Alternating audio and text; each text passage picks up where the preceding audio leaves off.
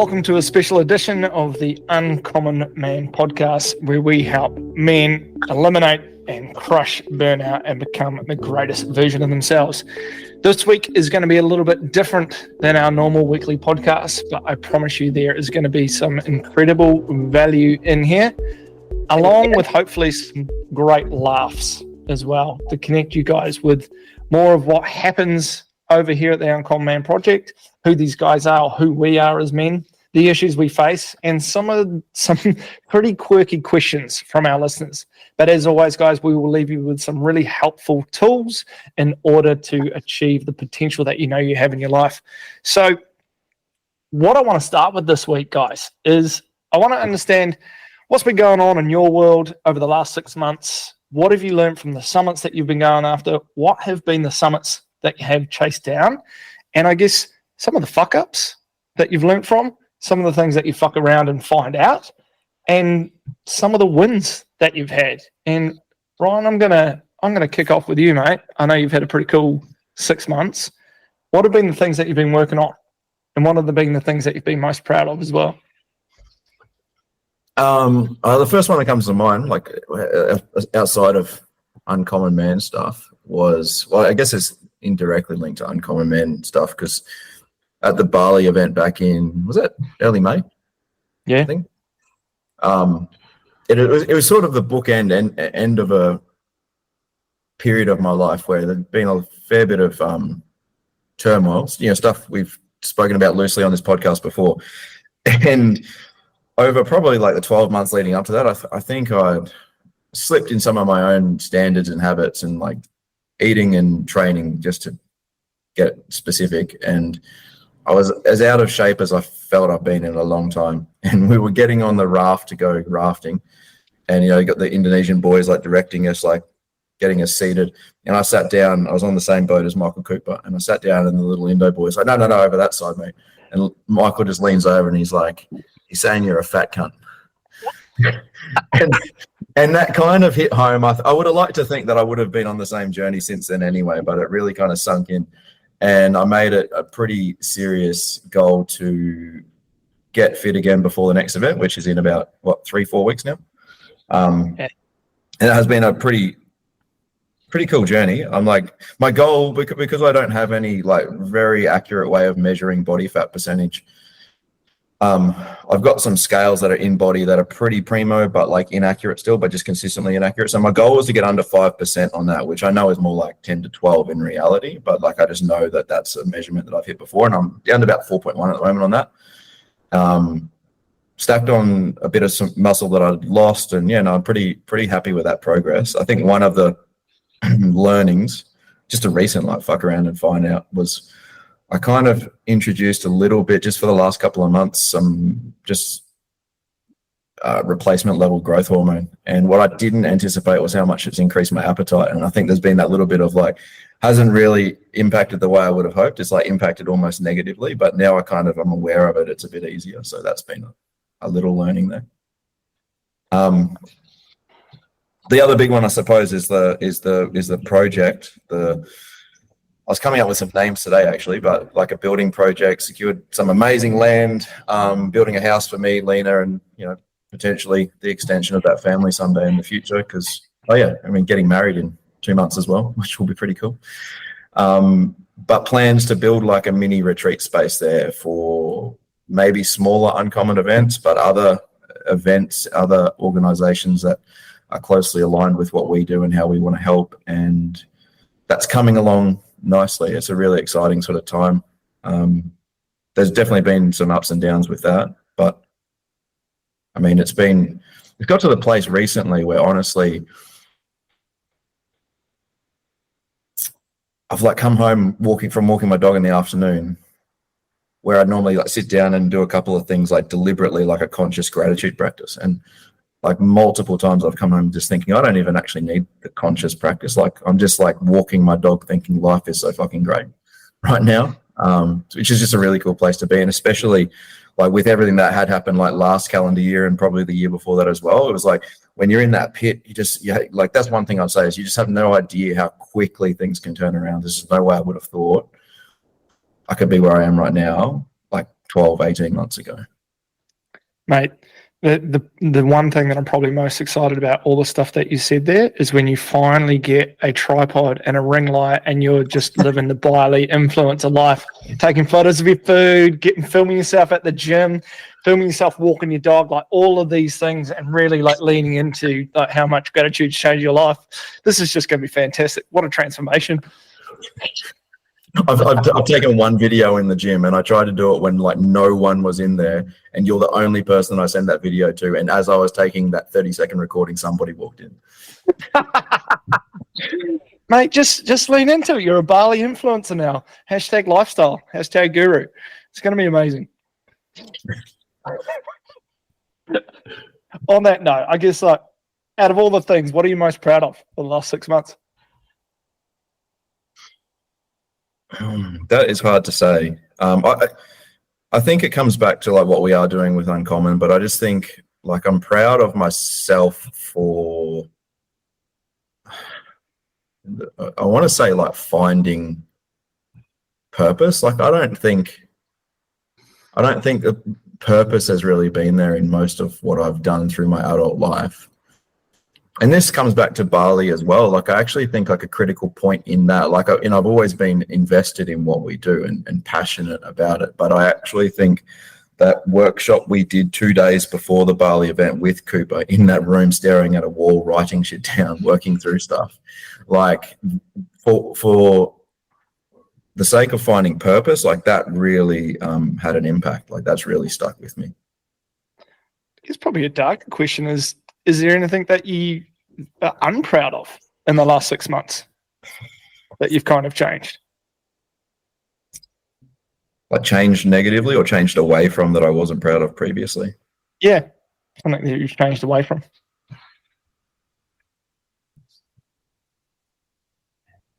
This is something that I've shared with you. I don't think I've shared with many people at all. And depending on who listens to this podcast could come back to haunt me. But there was definitely a window where, like, because of the businesses that I'd been involved in previously, I got introduced to, let's just say, some medicinal compounds, and for medicinal purposes and for therapeutic purposes. But I think because of the easy access to them and the sort of person that I am as far as thinking I know better, or, you know, like at least for a temporary period, I think I lent into that, let's say, just a little bit too much for a window. And yeah, definitely not proud of that little window, that place where I was in, where I was not really using it for the intended benefit. Like it was a bit more of an escape at times. But that window of time's definitely passed now as well. It's been part of the last 6 months for sure. I like that, man. I like that. Thanks for sharing, man. That's a hard piece of the puzzle. Has, what are you most proud of, mate? What have you been working on for the last 6 months? You are it's not a very good looking word, but like a mole in the background, mate. You're just fucking like the badger, just smashing away at things continuously. What is the summit that you've been working on for the last while? Sometimes it feels like I'm smashing my head against a brick wall sometimes, man, to be honest. I've been working on a fair bit for a while there. Like my focus kind of shifts, or not switches, but it's more like, I guess, a bit of a seesaw in terms of what gets most of my attention. That usually from a workspace is either like, you know, uncommon or primal, you know, not in a massive shift, but in terms of, cool, where am I focusing more on getting ads running, or in like content, or like, you know, things like that, which aren't too different. Like it's very similar avatars and stuff like that, and it's still all health based and stuff like that. But for a while there, it was very heavy into the primal side of things, trying to grow that. So I guess a win out of that for the last financial year was like 150% growth in revenue from the previous financial year. But I guess then the lesson in that was there was not a whole lot to show for that. Another lesson in that is like Meta doesn't really report very accurately in terms of like cost per acquisition and stuff like that, you know. So I've then learned to then have my own recordings outside of that to make sure that they're not just tricking me into dumping more fucking money. Oh, this ad's getting like great returns, dump all your money into fucking this thing, and it's the same people that were already fucking buying. So literally since cutting my ad spend by like a third since then, I think profit has gone up by like over 100%, and like total revenue has only gone down like a small margin, but like the distribution is like fucking crazy. Like that's been from changing tracking. Well, because it was giving me false data on the ad spend. So it was saying that they were performing better than they were. So it was saying that, you just like cost per result was say $20. And for me, I need it to be below 40. So, as soon as you kind of see those marks, you're like, awesome, turn that ad spend up to, $50-$60 a day, whatever it is, and kind of see how far that can go. But in reality, the people that were seeing the ad that it was attributing those purchases to were people that were already customers, that were already buying anyway. So it was bringing in like, I guess, less new people. Like if I worked out how many of those customers that came in were actually new customers, it probably would have been, instead of the $40, which it was telling me it was for a new customer, it was probably closer to maybe like $80, $90, which is like, way beyond where you'd say a good ad is kind of performing at, right? And so now having other markers in place to be able to determine the efficacy of those ads and stuff like that has been pretty important, right? That's pretty massive, mate.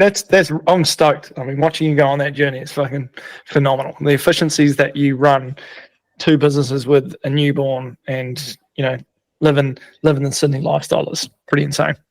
Like insane. That's fine. I've realized like getting to this point where I'm at, the next thing that I need to master is like the marketing and the sales side of things. Like with where Primal's at, where I want to take that, with where we're at with Uncommon, with obviously the even the yard, doing stuff like that. The sales element is like that next thing that I think if I unlock that will then take literally everything, like you consider that like a master skill, will take everything to fucking like out of the stratosphere kind of thing. So I like it. And I guess I'll ask the same question I did of Ryan. Anything that you're not proud of in the last 6 months that you've kind of moved away from? Couple of times where I let the old me take over. Like the old me is like when there's something that you don't like, you don't communicate it, you just go and do it your fucking self. You I'll just do it myself. Fuck everybody else. I'm just going to put my head down. I'll get it. I'll do it myself. I'll figure it out and do all that kind of stuff. Instead of, I guess, looking at other ways, using other people, other resources to kind of do things a little bit smarter. Getting caught in that a few times wasn't very helpful.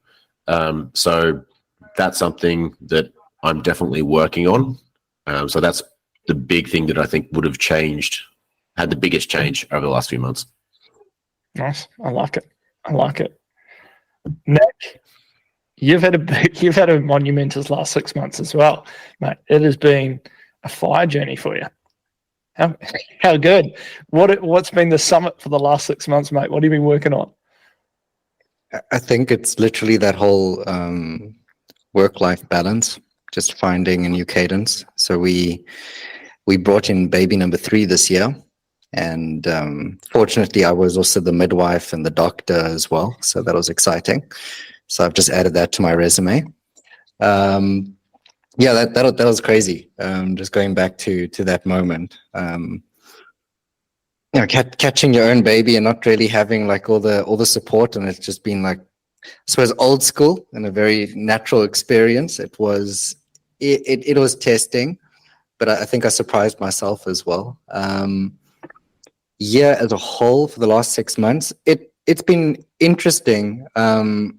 From business with all the different like things that we've had on our side, just with shifting how we doing things, and really aligning our vision, and having an incredible trip to Bali and connecting there and creating change, and like executing on things that we dreamed about 12 months ago, where we said like we're going to do this, and we started doing it and it started happening. I think just like all of that coming together, that was absolutely incredible. And just from a personal standpoint, seeing how my kids have changed, because I've got a variety of ages. I've got a 4-month-old now, a 5-year-old, and an 8-year-old, and just it's all different like levels of parenting and engagement. And it's very reflective of my own journey. So in between that, it's been like having to look at myself at those ages and, trying not to do what was maybe done during my experience, but like undoing it and doing better and being conscious and being very aware of what I'm trying to project onto them versus their experience, and just trying to facilitate and support them. So my summer's been very like family based, to be very honest with you, and just building that unit and looking long term at, what is this idea of legacy like, and comparing it back to the business. If I'm able to, if I'm going to be a person that's supporting other people in this space with their parenting or in their business or in their lives, does it really mean something if I'm not able to facilitate that same change and engagement in my own household? So like starting at a grassroots level.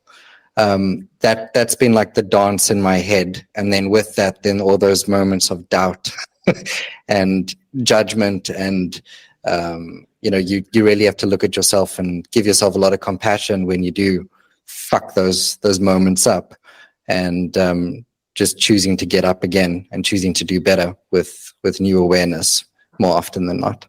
So I like it. And I guess same question, like if you had anything that you've been unproud of that you've moved away from? Just repeat that again. Has there been things that you've been unproud of that you've moved away from? I think for me, it's been a disengagement just in a lot of different areas. So I'd even say from a social setting, like that's been difficult because I haven't managed my energy too well.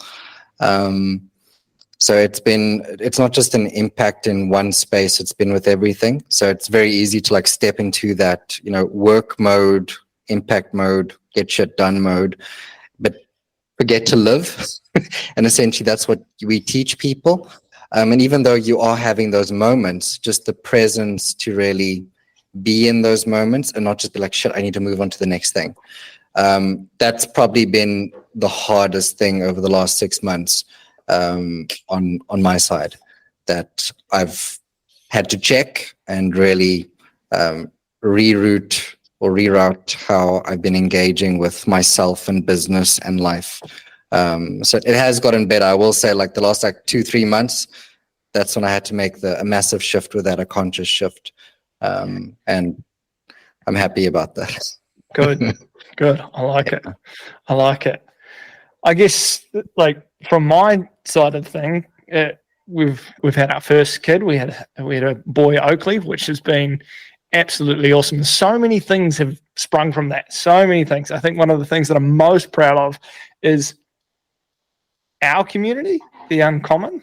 Like how protective isn't the word, supportive, enthusiastic, excited for my journey, and how amazing like my own personal clients have been checking in, like how's Oakley going, how's Fleur, how are you doing, how are you finding this, and they've really been a massive part of the journey. And it's to be honest, a bit of a tear jerking when I get on with my guys and they're just so invested in making sure that I'm doing okay, which is often, as a coach, it's very much the other way around. You want your guys to be doing amazingly. And I think yes, we have a business. Yes, we're here to the ultimate thing for a business that needs to make money to be able to create the structure that it has. And we all aim for impact. But you guys probably realize this is just how much bigger it is than business, and how invested the guys that we coach and the community that we have are in this impact doing well. And that's the thing that I'm by far the most proud about. Like, it is fucking epic. Obviously very proud to be a dad too, but that has been phenomenal. So I'm really stoked with that. During the time of the little guy being born, we had a pretty, when I say Fleur had a very rough labor, and that was a really interesting experience going through that, especially after we had we lost a little one earlier to Oh my God, I can't even think of the words. Miscarriage? Miscarriage. Thanks, Harry. And so it was, going through that journey with having a baby, but not going to plan and all these things and the weight that carries with it. That was a real big experience, and it really put to the test all the tools that we have in our toolkits and the things that we teach other guys as well, which has been amazing. But it certainly took a hit on the training, and I have a big summit that I'm working for in 2026. So I'm trying to stay present as being a dad and trying to let go of not being too hard on myself. Like, okay, cool. Yeah, I know you've got to smack in training, and I'm getting back up to about 9.5 to 10.5 hours a week again. And that sort of seems to be fitting in well. Man, I'm tired at night. And Fleur's like, can you walk the baby? I'm like, yeah. She's like, man, you need to man up. She said that last night. I was like, wow, okay, fair call. But the thing that I am most not proud of, and it's something that I'm really battling with, is my fucking phone. I've never been so addicted to social media, Instagram. I'll be holding my baby, looking at him, and he's staring at me, smiling, and I'll be like, "What's happening over here on my phone?" I'm like, "Oh my God, what am I doing? How is this thing sucking my attention?" And I'm trying to use simple things like I just leave my phone in my office, but then, because we work so many different hours, I've got Ryan in Bali, I've got Nick in South Africa, I'll get a message that it's the only time I can get in contact with Nick, be late at night. So I might be on my phone at, say, 9 o'clock at night, having a chat and connecting and making sure we've got everything. And then, of course, I'm getting dragged into Instagram, checking what's the status of the post. Have we got any, all these things that go with it. So that's something that I am certainly not proud of, and it's something that I am still working on and getting better. But it's something I really don't like it about me. It's really an addictive quality, and I feel weak. I do feel really weak for not being able to knock it out easier. And don't worry, bro. Babies are boring. That's understandable. We used to joke that there's just like potato status for the first, maybe 6 months until they do something cool. And then it's it's a little bit better, but he's just gone into smiling mode, which has been pretty cool. I've been like, okay, this is pretty legit. He woke up before, got him straight out of the bus and he was already smiling. I'm like, that's a pretty legit way to wake up, bro. That's how you want it. Straight into the good stuff. So yeah, cool journey though. Really excited about it. And for those guys who are already fathers and fathers to be, I'm excited for you. It's going to be awesome. Not that I do, but I feel like this is the podcast not to share with our partners, just based on a bunch of things said so far. And what I have an idea of what's coming. Yeah, exactly. What's up next? Because there's some questions. I'm quite excited about these questions that have come in, and I'm gonna throw them out there. So, one that was sent to Harry: the reality of being a coach and its effect on being a husband and parent, good or bad. it's different. It's hard because there's sometimes where I'll be talking to Liv and we'll be talking about maybe something to do with her work, or we'll be talking about something, and she'll call me out on being a coach. She's like, "Can you stop just being a fucking coach? Stop asking me these questions. If I get more than usually 2 questions deep about something in terms of clarifying, trying to go deeper, she'll call it out, and she's like, fucking stop it. I know what you're doing. I'm not one of your clients. Cut that shit out." I'm trying to be helpful. I just haven't gotten good enough at kind of masking that yet. So I need to work on that. But that's a good test. I know James used to say it's a good test. If you can get it past the people that know you without them kind of hinting at what's happening, that's a good sign. But it's good in terms of, I guess, or good in terms of the way that I guess you have to kind of keep developing, and then you start to see a lot of the patterns that you see in clients then in your own life, in your own relationships and stuff like that. And then sometimes you're going to need to take your own advice, which humans in general aren't the best at doing, but it's good to know that you've got the tools there, and it's just I don't know, strengthens that in terms of being able to then implement it. Yeah. But yeah. I like that. That probably leads me on to a good question for Ryan. And hopefully you've got some kind of valuable information to help guys out with this as well, just in terms of strengthening the relationship. But Who wears the pants in your relationship, mate? It's pretty clear who wears them in Harry's, but what about you? I hate that question. Like, I know that question gets thrown around amongst guys, and there's a lot of guys that deemed controlled by their wives or partners or under the thumb. But I think in any well-balanced, like, balanced could throw somebody off there, but what I would deem a well-balanced relationship where there's the right amount of masculine qualities in the male, balanced with feminine qualities in the male, and then the right balance on the feminine female side, I think naturally the male should be leading. Like, the male is the leader. And I know there's going to be a lot of people that's going to disagree with that, probably not so much of our listeners. But if you're constantly getting joked about as like, who wears the pants in your relationship, there's probably some work to do. Exactly what that looks like, it's hard to say without any more context. But yeah, I think a man in a relationship should be leading. And I think important to note on that, I joked before that I think we know who wears the pants in Harry's relationship because it's Harry. Just to clarify and make sure everybody was clear on that. Unless the waitress gets the order wrong, then that's 100% going to be Liv being like, fucking change that shit. I'd be like, you know what? They made the food. I'm hungry. It's already here. I just don't really care. Like, just get on with it. I've got stuff to do later. I don't want to wait another 20 minutes for my meal. But she's like, no, fuck that. They got it wrong. Make them fix it and stuff like that. So that's the only time that we swap it.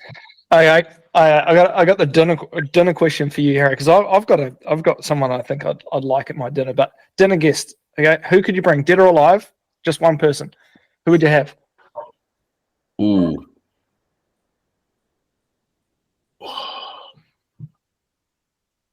I don't really know. Let me think about it. Ryan, do you know? Oh, Hormozy, for sure. Oh, Hormozy. Oh, I was like, there's someone that's like that's there, that's like always fucking there. Yeah, 100%. Okay, sweet. All right, the smaller version of you, I like it. Ryan? Is this a dinner party with our partners or just a boys' dinner party? What's the context? Oh, good question. You're going to bring up a dead stripper, isn't he?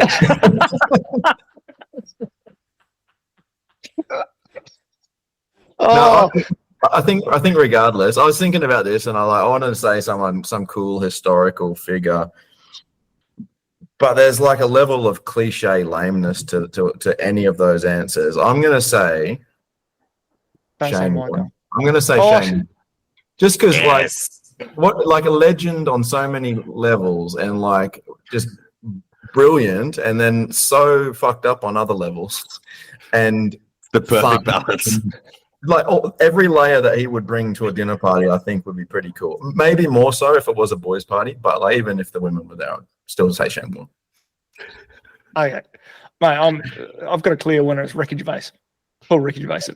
Yeah, like just political genius in terms of like satire and just really, really smart, and just could rip the shreds off anybody there, including myself, and just like I reckon it'd just be absolute gold. Absolute gold. That's a winner for me. That's a winner. Have you guys got any more? Because we have a huge list of questions here that you want to bring in that are of particular importance to you. Which ones stand out for you? Use your intuition, bro. There was a couple for Nick, but it's probably a question that goes for you guys as well, because I'm not inept in this way. But what have you done to grow your hair?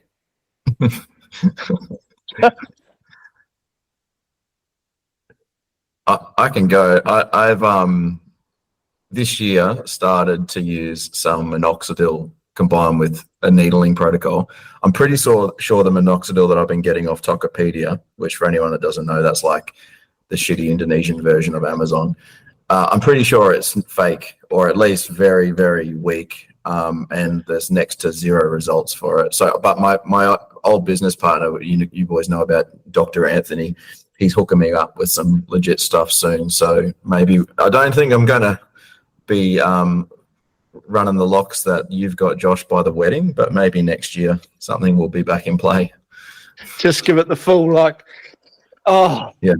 just straight out of the water. It's good. Good. What about you, Harry? I'm just gonna go straight to Turkey with a hair transplant, bro. Just not fuck around. So like, I'll go from like nothing to just the full locks in like a couple of weeks. Yes. It takes longer than that. Man. Lockie just did it. Lockie's just come back and he's got like, there's a process to it. He's saying like it starts to come back and then that all falls out and then it comes through again or something. It takes like a few months. Yeah, it's going to hibernation for a little bit. I'm not coming back till there's like a full head of hair. I love that. Okay, then this one for you. If you could live one moment, what would it be and why?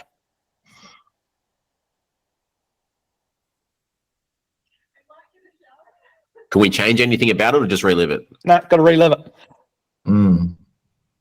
Oh, there was this one moment in Canada which was like absolutely grouse. So the mountain I worked in Canada was like one of the biggest of the small mountains.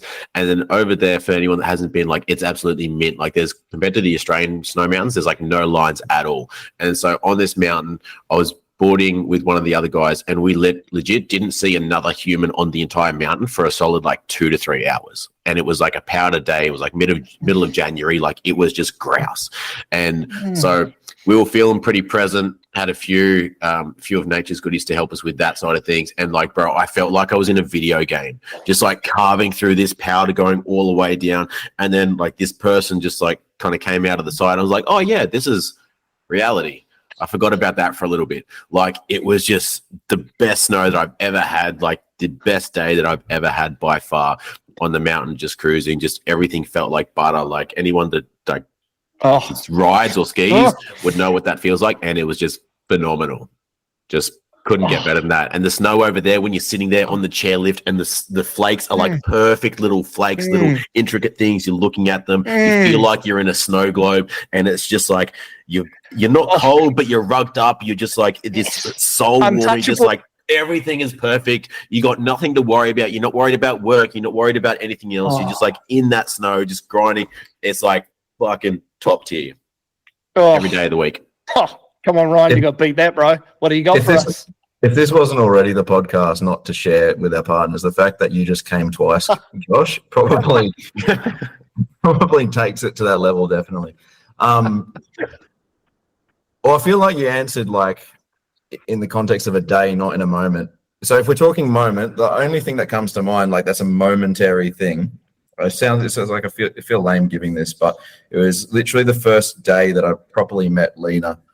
We'd been chatting for a couple of weeks, and she came and we're down the beach. It was at Molasti Beach, and it was just like looking out at the water, just on a first date, like with each other. It's just a really beautiful moment, moment-wise. But as far as actual day, I got a similar day, not in the snow. It was actually in Karajini National Park in northern Western Australia, just like the most amazing, beautiful gorges. And I was there with a bunch of mates, and one of the mates had grown up in Tom Price and spent time around the area, so he knew the gorges like the back of his hand. And we were just trekking down through these gorges, and we got to this like little drop-off, and he's like, "I'll just throw your thongs off there," threw the thongs off into the little pool below, jumped in, and he's like, "Oh, well, that's it, boys. That's the point of no return. Now we've got like a 4-hour hike down through these gorges to come out up and around the other side." And we were like, at that point, we'd already reached, like, I can't remember the grading, but it might be like level 1 through level 5, like climbing gear, and we were at the highest level and just in thongs and like holding a camera, and it just turned into this epic like trek down. Like, it was just really like I don't think I've ever felt so alive, like in nature. Like, you can't just go back to where you came from. You've got this pretty hectic journey. At one point we had to like climb probably a 20-meter almost sheer rock wall to get out, where so easily could have just slipped and died. But it was just epic. Such a cool day. The photos from that day somewhere on a hard drive somewhere, and just like something I like every now and again I'll pull out and go, wow, that was such a cool day. Oh, mate, I've got 2 in my mind now, but I'm not going to share the one about flu after you've showed how lame it is sharing that one. So I actually have a similar one to Harry. Like, it was the moment when I went to Japan for the first time. I was with my brother-in-law. We created this story that my sister had left him at the altar, and that was our story that we went around Japan with. And that he was like, "Well, bro, I know we're going to be my future brother-in-law, but you want to come on my honeymoon? What was going to be with your sister? That was the whole story. That's not a true story. It just made the trip better. But we got to Japan and got to the bus stop to go to the next day to the ski field, and the guys were like, "Oh, dude, you don't want to go there. You want to go follow us." I was like, "Oh, okay." We're on this freaking shuttle for ages, all the way around the other side of the mountain. We get to the other side of the mountain.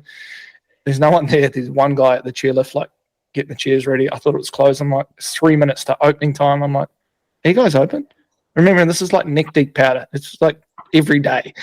And he's like, yeah, 3 minutes. I'm like, where is everyone? We hop on this chairlift. We go up.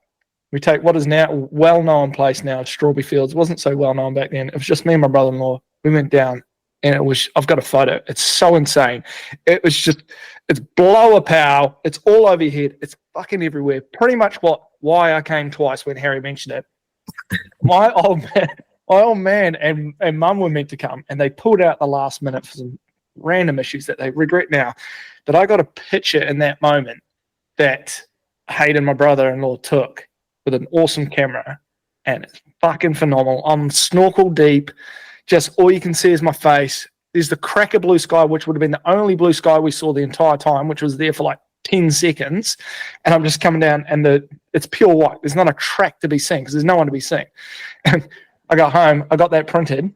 Dad's at his surgery. He was out for lunch. I fucking went and got it laminated, stuck it at the end of his wall. So when he came back from lunch, he knew exactly what he had missed, and he'd never fucking do that again.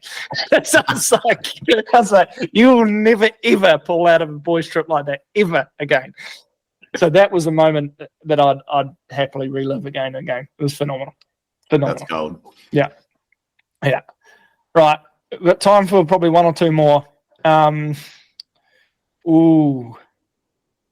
Biggest regrets, and let's say, like, I know we're at the level of awareness and wokeness now that our life is not full of regrets. It's of peace and tranquility and lessons because we're gurus. But if you were just to say you have regrets in your life, what would one of the biggest ones be? The only massive one, or I guess close to a big one that I would say, is that when I was younger, I wish I didn't pursue football more. Ooh. So, like, I'd never even considered that as a career path, as something that was like beyond just what you play in your spare time on your weekend and stuff like that. Like, it was picked to trial for scholarships for Sydney, for Collingwood, like, played a game for reserve Swans, stuff like that. So, like, had that potential, but just like didn't consider that as something worth pursuing, and then went to chefing, and then so obviously all that time is taken up with that. So that's a regret of mine. I didn't realize. But I didn't even know that was a path. So it wasn't something that I deliberately chose not to do. I didn't even know that was a thing. So, like standing in the presence of royalty. Jeez, I didn't realize. You're a big dick swinger. All right, that's a good regret. I like that. Idiot. Fucking Ryan. It's so funny that I don't think I knew that about you either, Harry. Didn't even know you're into like AFL at all. Whereas like in my childhood, it was like the opposite. Like if I didn't pursue sport in some serious way, like, what are you doing? Like it was the exact opposite. Yeah, like it's hard to say, like, because if you truly regret something and you're saying you'd go back and change it, there's nothing that I could say that to, because like life is so great right now. But if you could it's almost like a learning or whatever. Like I think in a lot of places at different points in my life, I've run away from my problems rather than facing them head on. And then maybe like the other thing would be, even though I made certain choices and I was involved in a certain religion which controlled a lot of my life, I suppose like what I'm trying to say is like there was probably 80-90% that I agreed with at the time. There was a 10 to 20% that never really made sense to me, but I went along with it anyway. And it's maybe that like if something isn't resonating, then don't just go along with it. Don't just like take the 20% with the 80%, if that makes sense. Yeah, that makes sense. I'm no Swans reserve player, but my regrets were early 20s.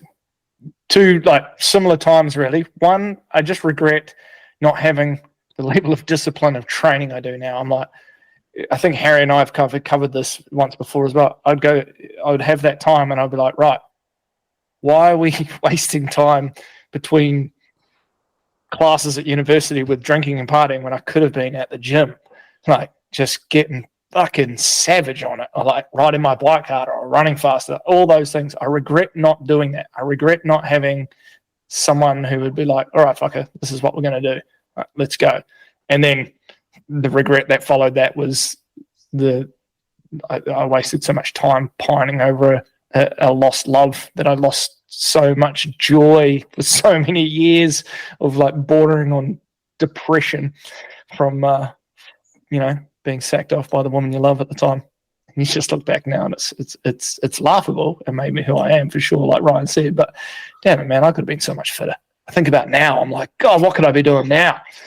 Well, so if we combine you guys, then Ryan's ability to run away from his problems and like your desire to be fitter, running away from that love for that all those years instead of just sitting there being a depressed muppet, you could have been running marathons fucking 10 years ago, bro. The funny thing was, it was what got me into endurance sports, because it was literally running away from something that I didn't want to face. Oh, good to laugh about dark times. That was a dark time. So good. Guys, well, is there any other questions that you have had that you'd like to answer from guys? Yeah, them into you? Just quickly, because I was like thinking, what questions are you going to throw that I won't have an answer for? So I had a quick look over them, and there was one I was like, what a dumb question. I just had to Google, and the question was like, if you could have one useless superpower, what would it be? And I was like, how do you have a useless superpower? So I quickly Googled it, and I just thought, like, these two of the best ones that I found: invisibility in the dark, and then to be 13% bulletproof. So they were my. You only need your vital organs to be bulletproof, and then you'll be sweet. Everything else can take a hit. And then just before we do wrap up though, Josh, Nashi just posted in the group chat a question for you. He said specifically for you, Josh, since becoming a father, has your mission changed? And if so, in what way? Nah, highlighted it more. I think that has been one of the strongest changes, and I think noticing that in the group as well. It's a real, I have a vision in my head. It's a real nice note to just think, oops, I've left my kid in the street, and then suddenly all our uncommon men have just got him sorted and just watching him do his thing, and fucking they're like this bubble of like not living in a bubble, but just this idea that he's protected in whatever he do because of the community and people that he has around him. And that's what I want for everyone. And I'm like, okay, well then we need men who are fucking awesome who can give that to our guys, which is why we have stronger men, stronger community as our mission statement. And yeah, so Nash, I hope that answers your question, bro. It's so important to keep going. And I think if I ask for anything from anybody listening to this podcast, would be, can you please share it? Can you please share it if you think it's helpful and you think the mission is something you align with? Share it as wide and as far as you possibly can. And yeah, we run a business. We run a coaching business. We help guys who feel like they're burning out, or they've got that potential that's sitting there. I always hate this idea. When I was a teacher, we used to say, oh yeah, Ryan's a lovely boy. He's got heaps of potential, but he's just not reaching it. But I talked to many men later, around our age and later, and they're like, I just know there's so much more that I could do. I know there's so much more I could attain. I know it, but for some reason there feels like there's handbrakers on. And that's what we help guys with. And they create phenomenal change. The early changes always happen, they're less stressed, they're more connected with their loved ones, and they lose weight and they get so much more time back in their life and their week. And then their business expands, their life expands, their purpose expands. They find a really deep meaning, a really deep connection in their life. And I think that's one of the coolest things that we do. And if people want to come on and do that program with us, I know there are other companies out there that do amazing jobs as well. But if that's something that you're sitting on the fence of, go do something about it. Get involved, make change, have that growth, because once you experience that, It's phenomenal. And we have something that we call the Uncommon Way that we've just recently opened. If that's something that you'd love to know about, reach out to one of us, grab one of our resources, join our group. You're all welcome. And next June, we have our Project Bali. Okay. And there are still some spots. I think we have about 11 spots left. So there's not too many, but if that's something that aligns with you, it's an amazing event over 4 days that we have an absolute blast and some pretty deep work. So if that's something you'd like, just reach out to one of us. Happy to send you more information and connect with a bunch of resources. But with that note, guys, thank you so much for your time. Thank you to all those who sent questions in. We'll be doing one of these again in the future. Good fun. I hope you learned a little bit more about us and a little bit more about our mission. Big love to you all. Keep doing you. Be awesome. Be uncommon. Cheers, brothers.